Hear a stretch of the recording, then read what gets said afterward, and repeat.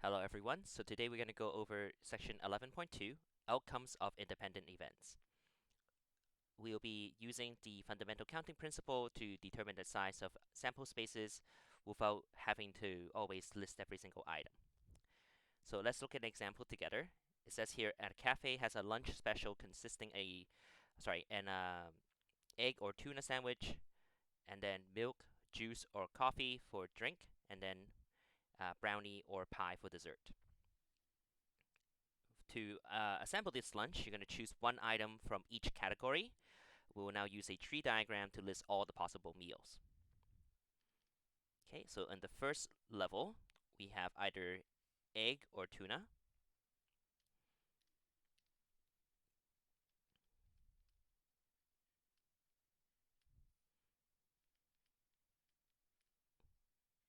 And afterwards, in the second level, we will have milk, coffee, or tea.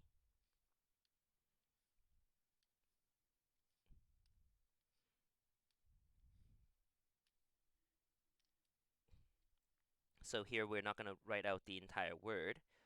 We're just going to use M for milk, C for coffee, and J for juice. And you can see that this tree diagram has 6 branches so far. And then for dessert is either going to be a brownie or a pie. So that's another 2 branches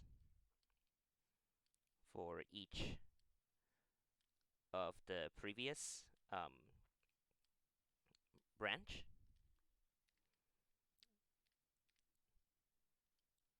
So we have 12 different lunches at the very end.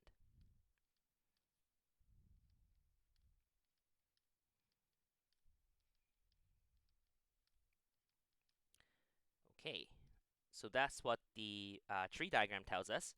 The tree diagram also tells us what the lunches actually are. If you just go through, so for example, I can have a tuna sandwich with juice and then with pie for dessert. That's certainly one possibilities, and you can go down the tree from the top and determine what each lunch is. But in terms of the number of possible meals, there are 12.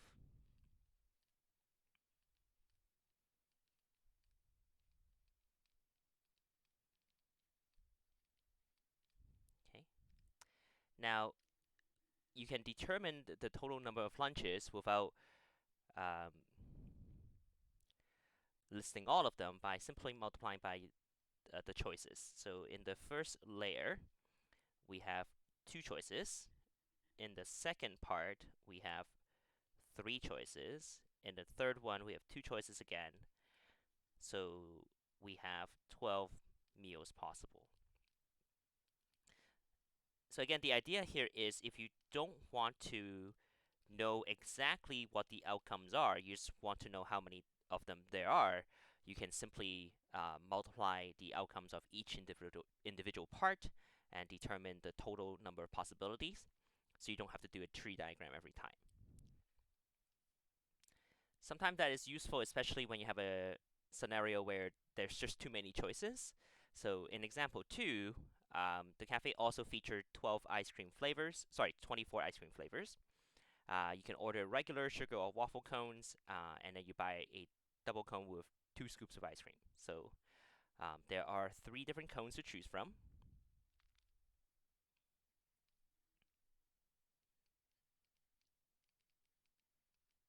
There are 24 flavors for the first scoop.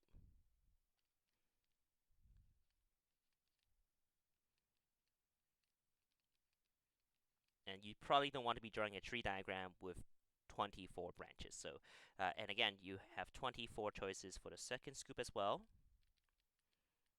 You can get 2 scoops of the same flavor that is allowed in this scenario. So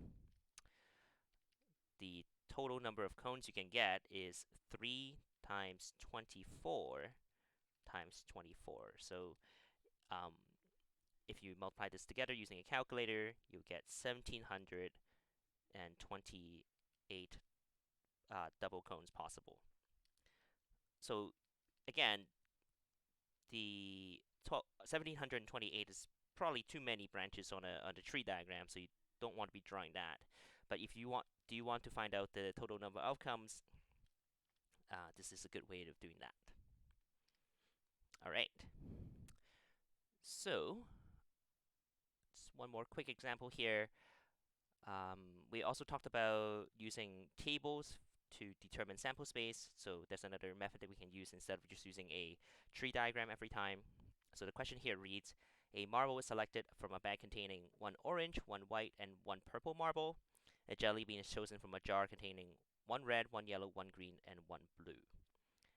Okay, so the colors are listed right here for us, and we just need to complete the table to list the sample space.